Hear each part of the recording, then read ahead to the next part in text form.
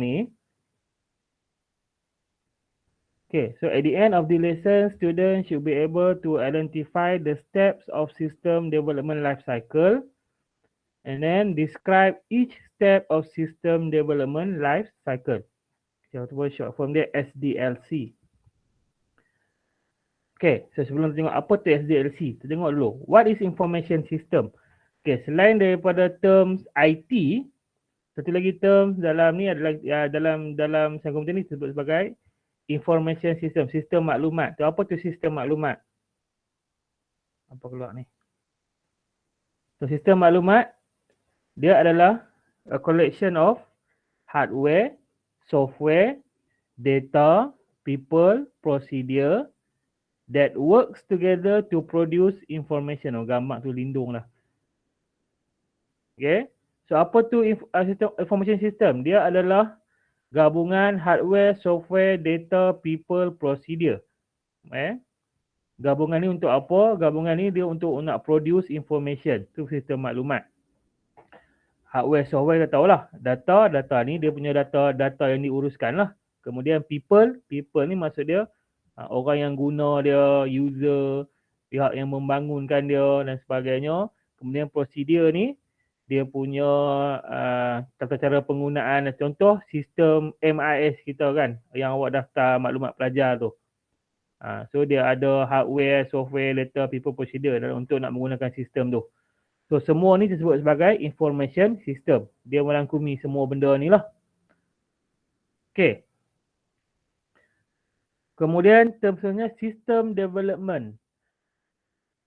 Pembangunan sistem. What is system development? System development is a set of activity used to build an information system. So dia adalah sekumpulan aktiviti yang dijalankan untuk nak membangunkan sesuatu sistem maklumat. So untuk nak develop sistem maklumat tu, dia ada beberapa aktiviti lah, beberapa langkah-langkah benda yang dia perlu buat. Dan ini kita refer sebagai system development, pembangunan sistem. Okay. Then barulah masuk ke term yang kita nak belajar ni, SDLC. System Development Life Cycle. Ataupun setengah-setengah nota, setengah rujukan dia sebut sebagai Software Development Life Cycle. SDLC jugalah. Okay, so what is SDLC? SDLC is a collection of phases in system development to build an information system. So lebih spesifik dalam system development, SDLC ini adalah satu kumpulan fasa-fasa tertentu yang dijalankan untuk nak membuat ataupun nak membina sesebuah sistem maklumat ataupun nak membina sesebuah software. Tu maksud dia. Pendek kata, SDLC ini dia adalah satu kitaran proses yang kita gunakan sewaktu kita nak develop sesuatu sistem ataupun software. Boleh faham sampai sini? Boleh tak? Boleh tak? Okey. Boleh Pertama tanya Alright. So, 3 guideline in system development. So, bila kita nak create ataupun kita nak develop suatu sistem ataupun software, dia ada dia punya, kita kata macam tata cara dia lah ataupun panduan dia. Okay. So, yang pertama, group activity into phases. But, bila kita nak create something, sistem ataupun software ni, sebenarnya dia adalah satu banyaklah langkah-langkah dia. Okay. Mula daripada perancangan, kemudian kita buat dia punya, kita kata designing, kemudian barulah kita buat dia punya sistem, buat prototype, kita test. Selepas kita test, kita hand out dekat user untuk user guna dan sebagainya. So banyak dia punya phase dia. Okay. So dia punya kita kata guideline pertama, kita group activity into phases. Kita pecah-pecahkan dia kepada fasa-fasa tertentu. And then number 2, involve user. Okay. Include anyone for whom the system is being built, such as customers and employees. Okay. So maksud involve user ni,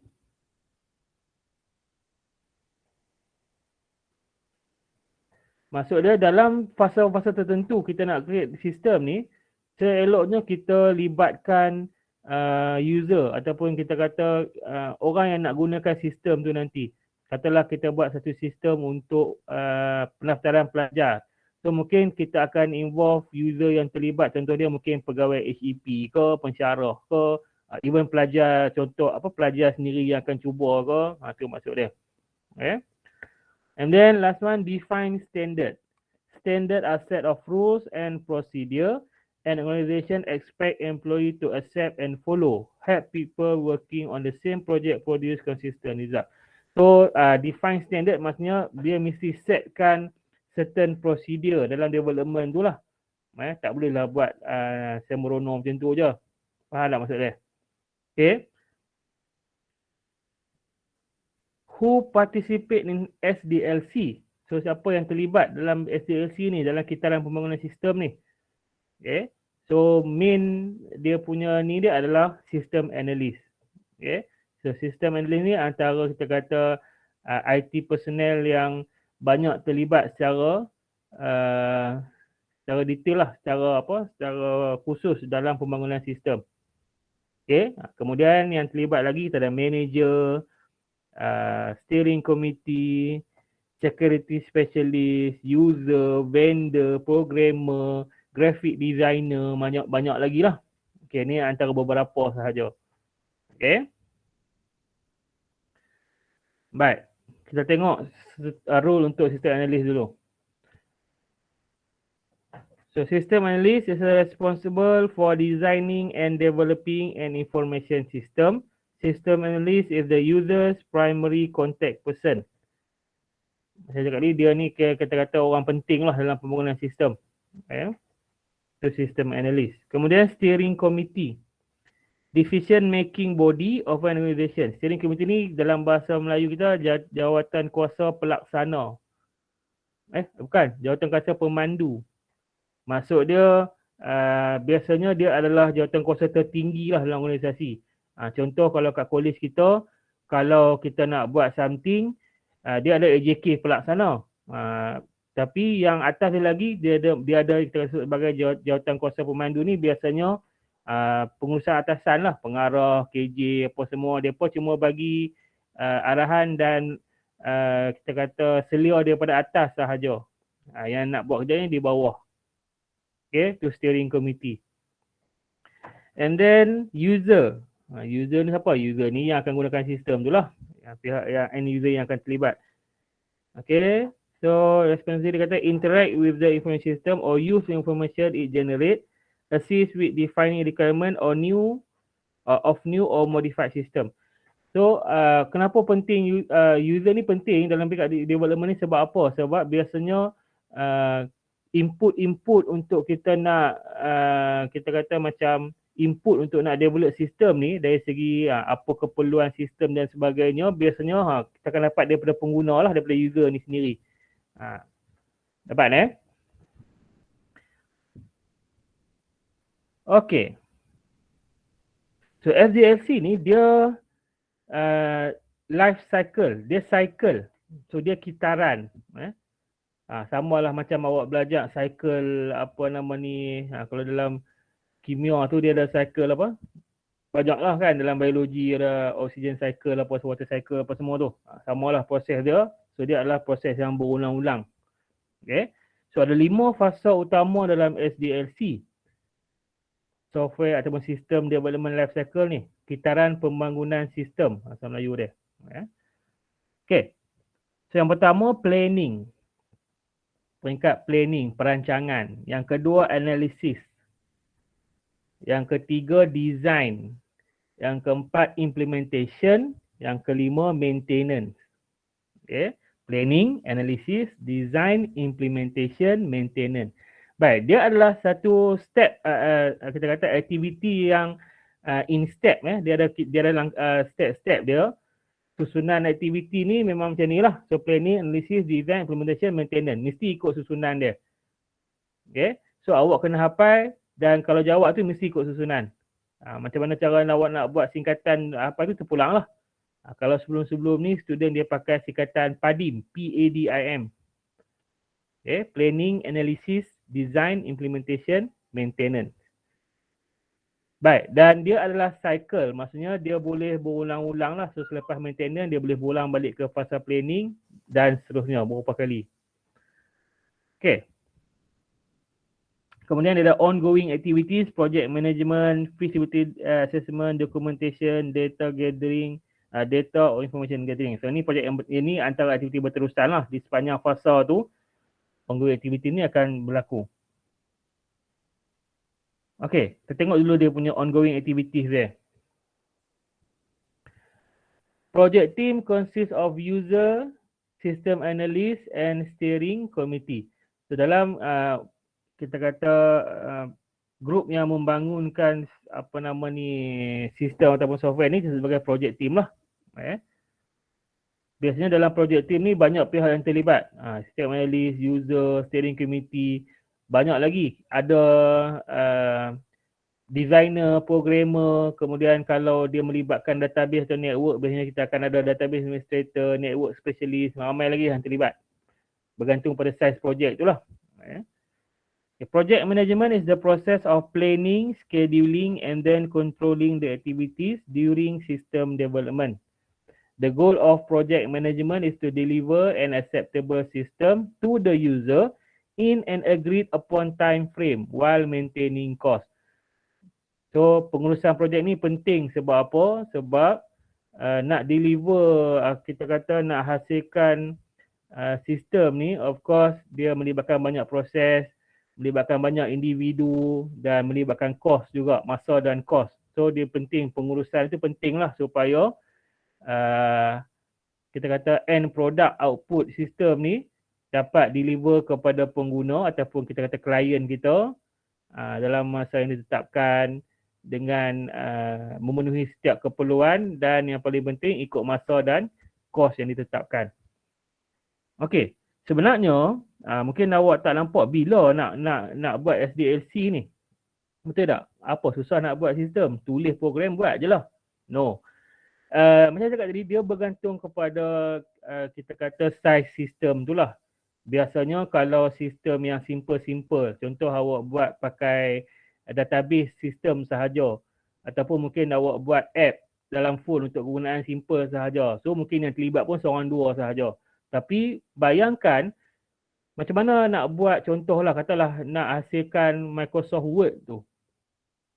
Bayangkan berapa banyak effort yang perlu kita buat untuk nak hasilkan perisian macam Microsoft Word. Kan, kalau seorang punya buat kerja jenuh. Betul tak?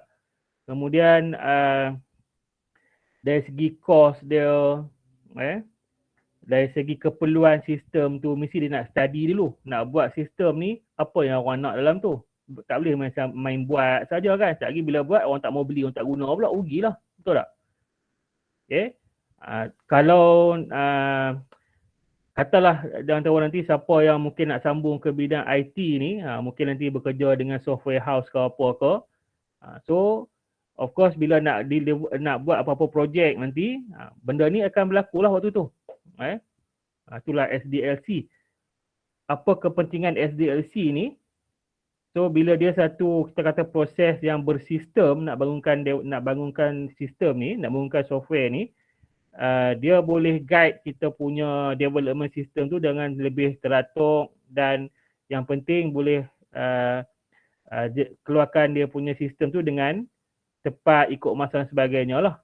Tu dia lebih membantu lah. Bayangkan kalau buat benda ni tak ikut sistem, main buat saja. So mungkin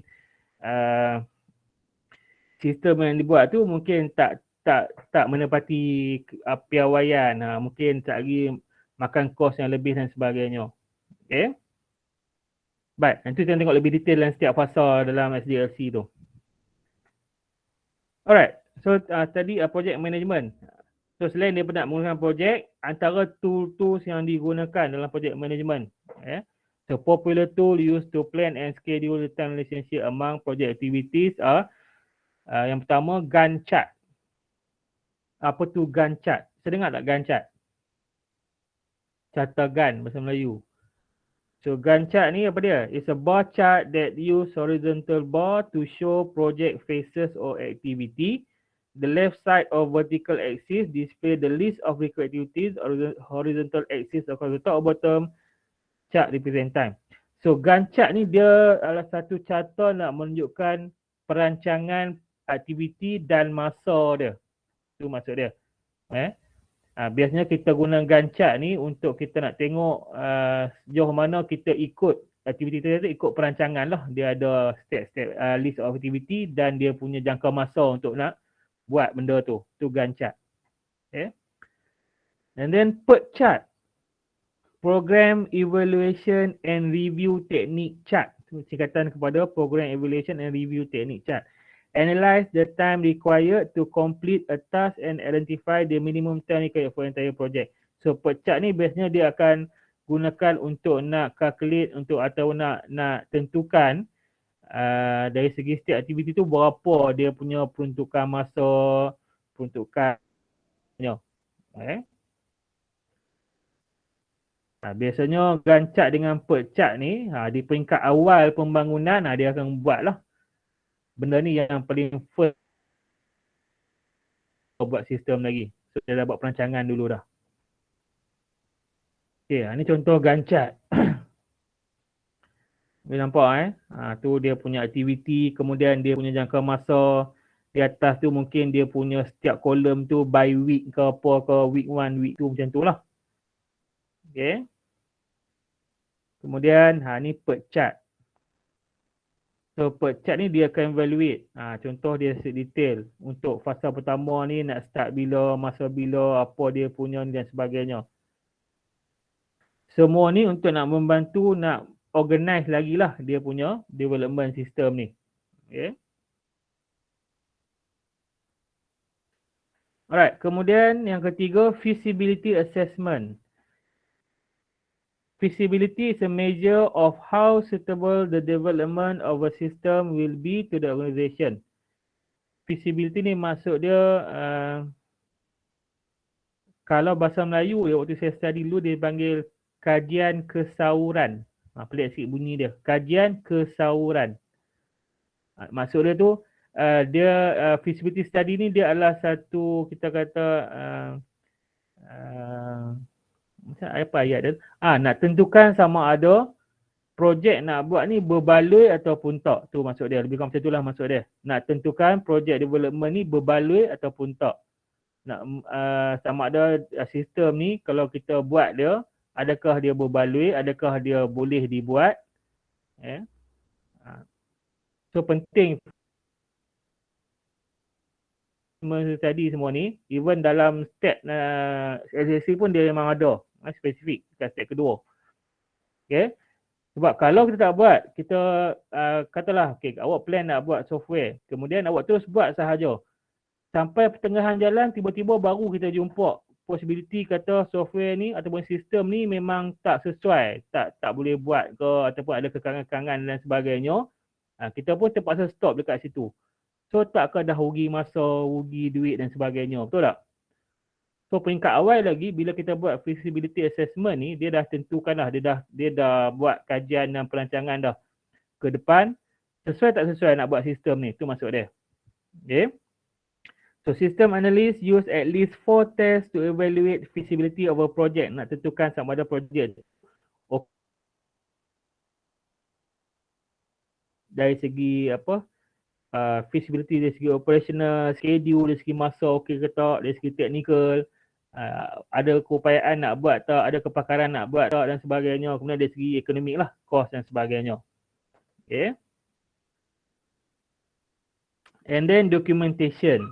So documentation is a collection and summarization of data, information and deliverable. The final information system should be reflected clearly and completely in documentation developed throughout the development project. So dokumentasi ni penting lah untuk pembangunan sistem. Tambahan dokumentasi bagi setiap fasa ni. Sebab dokumentasi inilah yang nak merekodkan dan nak memudahkan rujukan dan sebagainya untuk melaporkan pembangunan sistem. Okay. Semua okey lagi ke? Sorry lah, topik ni FDLC ni memang bunyi macam membosankan sikit lah. Sebab dia benda yang kita tak pernah buat. Bukan tak pernah buat, kita memang tak pernah buat lagi lah kan. Seorang-seorang nak develop sistem SDLC apanya, kita buat je kalau simple. Okay. So dia memang agak membosankan sikit. Kalau tak faham tanya lah. Ada lagi tak? Bersuara sikit. Saya seorang, Boleh sekejap lagi tu. saya cakap seorang. Boleh Dah, eh? sir. Ada sir. Alright. Ada je. Okay. Sebenarnya SDLC ni salah satu kita kata benda penting dalam pembangunan sistem. Kalau cerita sikit lah, kalau apa nama ni, siapa-siapa yang berminat nak sambung bidang IT, dia ada satu kita kata course dalam bidang IT ni disebut software engineering, kejuruteraan Krisian pada pembangunan perisian. So SDLC ni adalah salah satu dalam course ni. Saya dulu ada paper ni yang saya terpaksa ambil. Bukan terpaksa kena ambil lah dalam jadual dia. Okay. So bayangkan awak kena belajar benda ni selama satu semester. Setiap fasa tu dia akan perincikan apa nak buat dan sebagainya. Dulu saya pun rasa membosankan juga sebab waktu belajar dulu saya pun tak tahu bila nak guna SDLC ni kan. Sebab kita tak terlibat dengan software development. Tapi bila dah sekarang ni baru nampak. Bila dah kerja ni baru nampak. Oh, sebenarnya boleh apply juga SDLC ni pada kita nak buat benda lain pun. So dia punya moral dia kalau kita nak buat apa-apa, perancangan kalau rapi, boleh buat dengan sempurna. Okay, kita sambung. Data and gathering technique. So dari segi nak kumpul maklumat untuk keperluan sistem dan sebagainya. So ni antara teknik-teknik yang digunakan untuk nak kumpul data lah. Biasalah teknik kumpul data ni biasanya kalau sekarang ni kita pakai apa dia? Soal selidik kan. Apa lagi? Research, interview, survey, soal selidik, observe, kemudian review documentation. Mungkin ada dokumen-dokumen lama yang kita review, peraturan ke apa ke. Itu tuan-tuan nak dapatkan maklumat. Okay. So what circumstances? Apa keadaan yang initiate system development. So bila masa yang kita kata system development ni akan berlaku. Yang pertama dia kata to correct a problem such as incorrect calculation or security breach. Baik. Mungkin dah ada sistem yang kita gunakan. Katalah kita dah pakai contoh sistem kita dah pakai MIS. Masalah pada MIS kan. Rupanya selama ni MIS tu generate output yang salah. Ataupun tiba-tiba ada orang hack masuk, dia kacau certain part dalam MIS tu, so jadi masalah. So kita terpaksa nak repair ataupun nak buat baru dan sebagainya. So at that time, system development ni maknanya kita terpaksa buat benda yang baru ataupun terpaksa repair. So kita akan start dengan system development ni untuk nak betulkan benda tu. Okay. Ataupun nak tambah baik, to improve information system such as to improve hardware, software or other technology yang nak tambah baik lagi. Tiba-tiba ada keperluan macam sekarang ni data kita mungkin kita nak simpan data dari segi apa? Nak simpan maklumat, nak kena scan apa, contoh nak kena scan sekarang ni nak scan apa? QR code ke apa ke kan. So kita kena tambah baik sistem kita. So bila even untuk penambahan yang sikit pun kita biasanya dia akan start lah system development ni untuk nak buat benda tu. Okay. So 5 phases of SDLC. Baik. So sekarang kita nak masuk lah ada setiap fasa dia. So ada 5 fasa dalam SDLC. Fasa pertama planning, analysis, design, implementation and maintenance. Okay. So dia adalah macam cakap tadi, dia adalah satu proses yang berturutan. Selepas planning dia pergi analisis, selepas analisis dia pergi design, selepas design dia pergi implementation, selepas implementation dia pergi maintenance. Selesai untuk kitaran pertama, and then kalau perlu untuk dia nak buat lain ke, nak tambah baik dan sebagainya, dia akan patah balik ke fasa planning balik. Itu maksud cycle. So dia mesti ikut step dia. Cuma dari segi pelaksanaan setiap fasa tu dia bergantung lah. Planning mungkin makan masa, katalah planning dia buat perancangan yang masa 3 bulan. Kemudian analisis pun mungkin makan masa juga. Kemudian design mungkinlah dia dah ramai pakar untuk buat sistem, mungkin sekejap sahaja design dia. Juga dia bergantung pada kita kata size project team dan sebagainya. Okay. So kita masuk fasa yang pertama, planning. When does planning start? Okay. Steering committee receive a project request. Biasanya fasa planning ni akan bermula bila ada keperluan untuk nak develop sistem. Cara mudah dia macam tu lah. Okay. Macam mana nak tahu ada keperluan develop sistem ni? Okay, baik. Sebenarnya kalau awak tengok sekarang ni, di mana-mana organisasi pun, di kolej kita, di pejabat ke, sekat swasta ke dan sebagainya, boleh kata memang hampir kebanyakannya memang dah menggunakan sistem komputer. Betul tak? Dan kebanyakannya juga dia menggunakan sistem yang kita kata customized sistem yang dibangunkan untuk keperluan kerja dia lah. Selain daripada guna software macam biasa Word apa semua ni, itu macam biasalah, dia beli je guna. Macam MIS tu memang kita sistem yang kita customize untuk kegunaan di matrikulasi yang dibangunkan lah, kita pihak bahagian matrikulasi beli sistem tu untuk bangunkan sistem tu. Okay. So sama jugalah dengan tempat-tempat lain pun. Katalah awak buat organisasi untuk contoh syarikat jual beli jual barang ke apa ke, mungkin dia ada satu sistem yang dia develop untuk nak manage dia punya stok dan sebagainya, ataupun manage order dan sebagainya. Boleh jelas So bila ada keperluan untuk nak develop sistem, then di situlah bermulanya fasa planning. Baik, kat sini dia kata steering committee receive project request. Biasanya permintaan untuk sistem ni akan datang daripada daripada user lah, daripada pekerja kan. Contoh pekerja dia buat kerja ni, tiba-tiba dia rasa kalau sistem kan bagus nak manage stok ni, so dia pun bagilah cadangan dekat pengurusan, why not kita come out dengan satu sistem untuk manage stok dengan lebih mudah. So pengurusan tahu ada keperluan untuk develop sistem, so dari situ dah bermulalah dia punya kita kata ignition dia lah kan, starting point dia. And then steering committee akan form steering committee. Biasanya pengurusan tertinggi organisasi, vice president, manager dan sebagainya.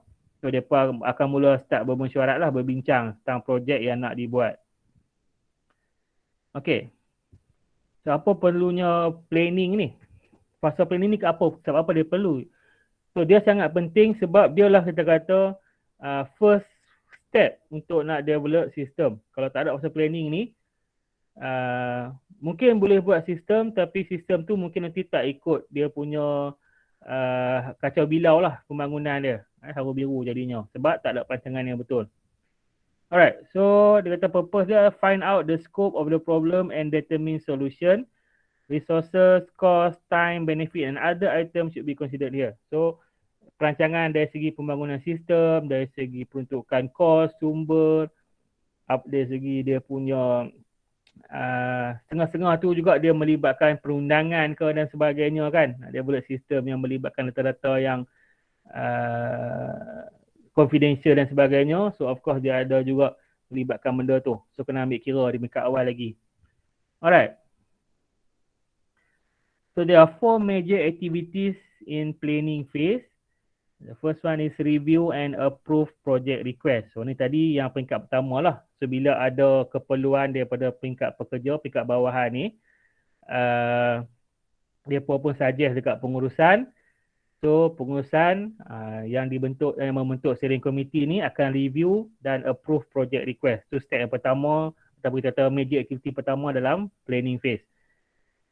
So selepas tu, selepas daripada review, daripada approve lah ni apa semua, and then the next one is prioritize the project request. So mereka pun dah bersetuju untuk nak proceed project tu. So mereka pun ni lah listkan apa keperluan-keperluan prioritas project tu.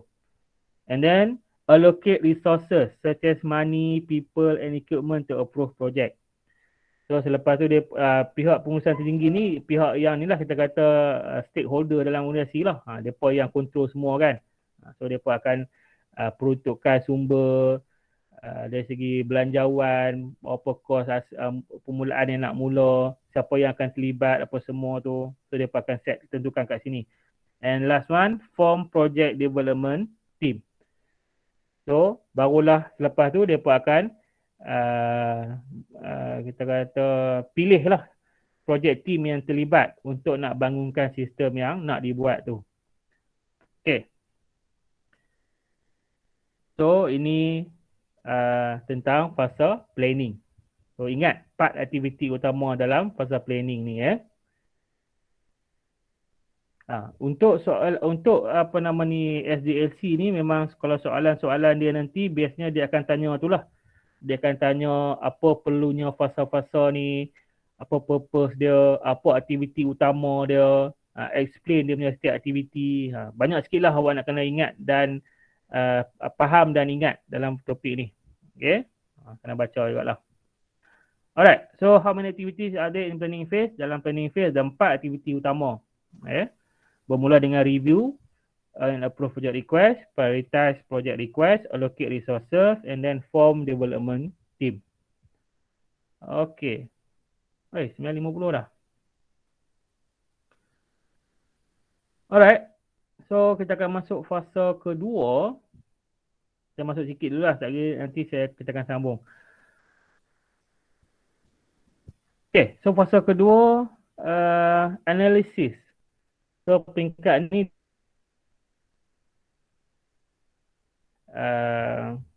dia kumpul maklumat dan sebagainya. Peringkat ni pun kalau peringkat ni lah yang paling penting. Kalau tak ada data yang betul untuk nak buat sistem, tak boleh nak buat sistem yang betul nanti. Okay. So dua aktiviti utama dalam fasa analisis.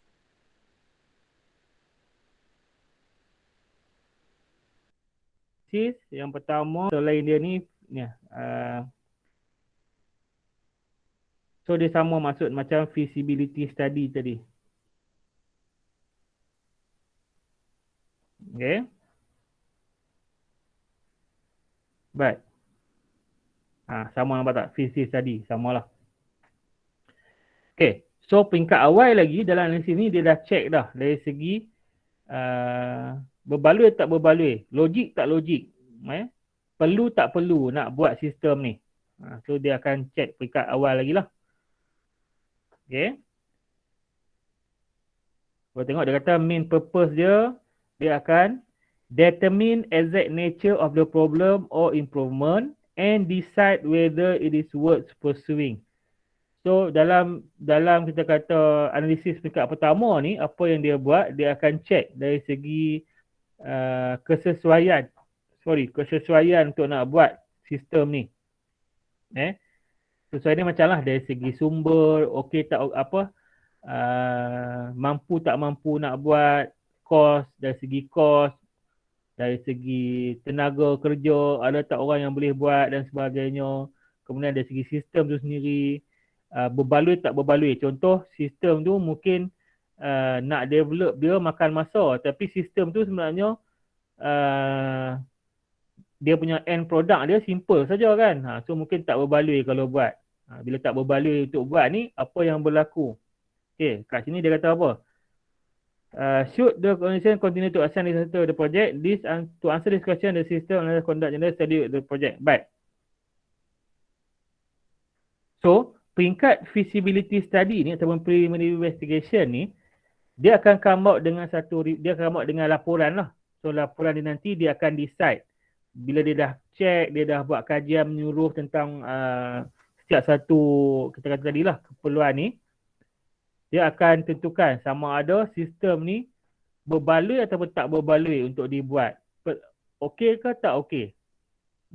Kalau dia decide dekat sini berbaloi, maknanya sistem ni boleh proceed, semuanya tak ada masalah, then baru dia akan proceed ke perform detail analysis dan pergi ke fasa yang lain-lain tu. Maknanya baru dia akan buat lah. Tapi kalau peringkat ni, dia come out dengan pendapatan bahawa sistem ni tak berbaloi lah buat. Kalau buat pun buat penat saja kan. Ataupun kita tak mampu buat, sistem ni terlampau besar, terlampau kompleks. Ataupun kita tak, dari segi kos tak mampu, dari segi tenaga kerja pun tak ada orang yang boleh buat dan sebagainya. Okay. Ataupun dia decide, sistem seumpama ni dah ada dah. So buat apa buat, kita beli je lah. Lebih jimat, lebih berbaloi. Masa pun tak buang, betul tak? So kalau dia decide macam tu, maknanya sistem ni tak berbaloi untuk dibuat. So, peringkat ni kita kata pembangunan ni akan berhenti kat situ. Okay. So dia tak proceed dengan step seterusnya, maknanya dia tak proceed lah sistem ni, dia tak buat lah, dia stop habis kat tu je. Boleh faham tak? Tu kalau dapatan dia macam tu lah. Tapi kalau dapatan dia okey, then baru dia proceed. So penting feasibility study ni ataupun preliminary action ni salah satu tempat dia untuk nak mengelakkan daripada tu lah. Mengelakkan daripada nanti buang masa, membazir kos ataupun end out produk yang dibuat tu tak berbaloi. Tu yang paling penting. Jelas Okay. So selepas dia develop, selepas dia dah come out dengan laporan feasibility study ni, and then macam saya cakap tadi, kalau dia dapat dia come out dengan kata tak perlu buat, tak berbaloi, then dia stop, habis. So SDLC ni kita tak complete, sistem ni tak dibangunkan, step dia terhenti kat situ. So boleh elakkan dia daripada membazir lebih duit dan masa lah. But kalau dia saja dia punya dapatan dia kata okey, berbaloi, boleh proceed dan sebagainya, then dia akan pergi ke aktiviti yang kedua lah dalam analisis ni, perform detail analysis. Dia akan buat selepas yang pertama, kajian pertama tadi okey, baru dia akan buat detail analysis ni. So peringkat ni dia akan kaji keperluan sistem sedia ada, apa data yang perlu. Peringkat ni lah mula dia akan libatkan user dan sebagainya untuk dapatkan maklumat. Okey, so yang ni kita akan sambung nanti. Tengoklah, kita main ada lagi ni pun agak panjang sikit lah dia punya ni, banyak dia punya ni. Kalau tak sempat kita habiskan dalam Google Meet, saya akan rekod kuliah macam biasa lah, saya akan bagi kat awak. Okay, tapi apa-apa nanti saya akan maklum lah. Baik, kita tengoklah Jumaat ni macam mana, sempat kita cover sampai banyak mana. Okay, sebab cadangan saya kalau boleh minggu depan saya nak masuk topik akhir lah. Topik apa nama tu? Introduction to Programming. Okay, sampai sini ada soalan nak tanya? Ada soalan? Sebelum kita stop? Tak ada, sir. Tak ada? Okay Alright. Nota dah ada dalam GC tu, dalam classroom, so boleh tengok-tengok dulu lah. Sebab dia banyak term-term yang ni juga dalam topik ni. Okay. So kalau tak ada apa, kita stop sampai sini. InsyaAllah kita jumpa lagi hari Jumaat. Terima kasih banyak. Sekali lagi jaga diri elok. Dan semoga nanti kita dapat berjumpa dalam kelas lah bila sampai masa nanti. So harapnya semua sihat, semua dilindungi daripada wabak COVID ni. Dan ingat, exam dah tak lama lagi. So bersedialah. Okay. So terima kasih banyak. Assalamualaikum. InsyaAllah kita jumpa lagi. Bye-bye. Jangan lupa isi attendance Okay, sir. Thank you, sir. Okay. Thank you, sir. Thank you, sir. Okay. Thank you, sir. Sama-sama. Thank you, sir.